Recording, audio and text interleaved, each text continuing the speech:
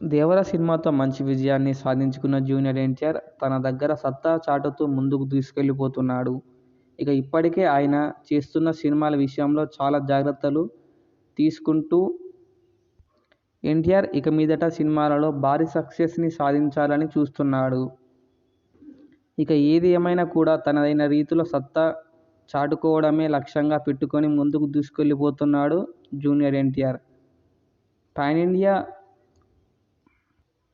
భారీ రేంజ్లో సక్సెస్ని సాధించాలని చూస్తున్నాడు. ఇక తన తోటి హీరోలందరూ పాన్ ఇండియాలో సూపర్ సక్సెస్లను సాధిస్తూ భారీ మార్కెట్ను కొల్లగొట్టడమే చేస్తున్నారు.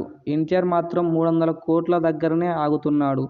కారణం ఏంటి అంటే ఆయన సినిమాలలో క్వాలిటీ ఉన్నప్పటికీ క్రేజ్ పరంగా ఆయన వెనుకబడి ఉన్నాడు. ఈ రీజన్తోనే ఆయన సినిమాకి మంచి సక్సెస్ టాక్ వచ్చినా కూడా భారీ వసూళ్లు రావడం లేదు.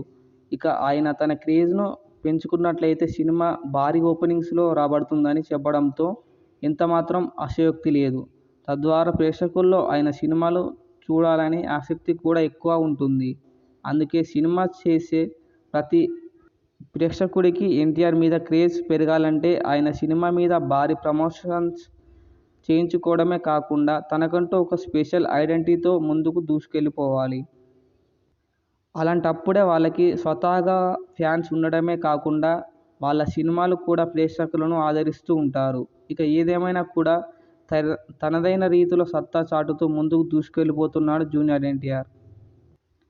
ఇదిలా ఉంటే ప్రస్తుతం డ్రాగన్ సినిమాతో ప్రేక్షకుల ముందుకు వస్తున్నాడు జూనియర్ ఎన్టీఆర్.